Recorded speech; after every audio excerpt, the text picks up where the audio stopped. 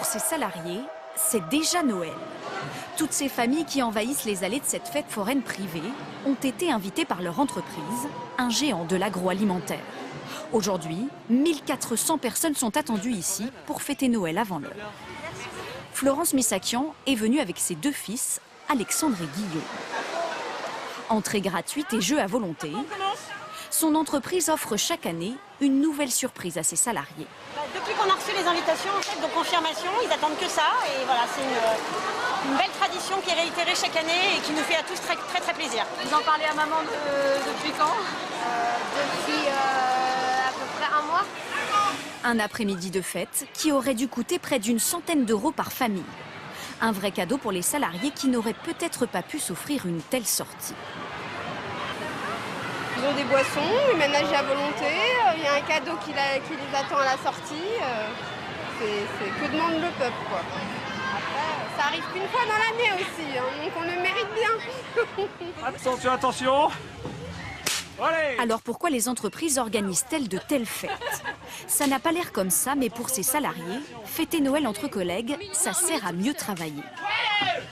C'est important quand on connaît mieux les gens en dehors, il y a une sorte de cohésion de groupe qui se crée, on est plus intime et du coup ça permet de mieux connaître les gens avec qui on travaille et forcément on est plus efficace au travail après. Une fête foraine privée qui coûte très cher au comité d'entreprise. Mais pas question de nous révéler le montant exact de la facture. Ça va de 10 000 à 100 000 euros, voilà. On va dire à peu près. Voilà. Mais toutes les entreprises ne peuvent pas se payer une telle fête. Exemple dans cette PME près de Lens, il est 17 h, les salariés ont déserté l'usine. Certains se cachent en cuisine pour préparer l'apéritif. Je vais bien mettre les tomates. Ici, on trinque pour Noël dans la salle de réunion.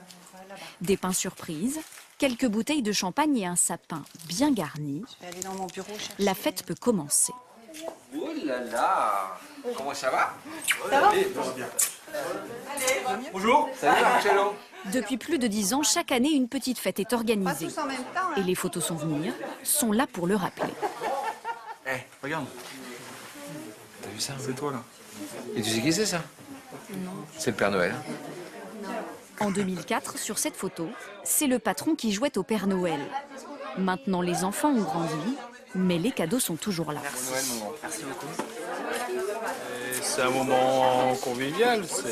On n'a pas ça dans toutes les entreprises. J'en ai fait beaucoup avant d'arriver ici. Donc c'est vrai que c'est un plus comparé à ce que j'ai vécu avant.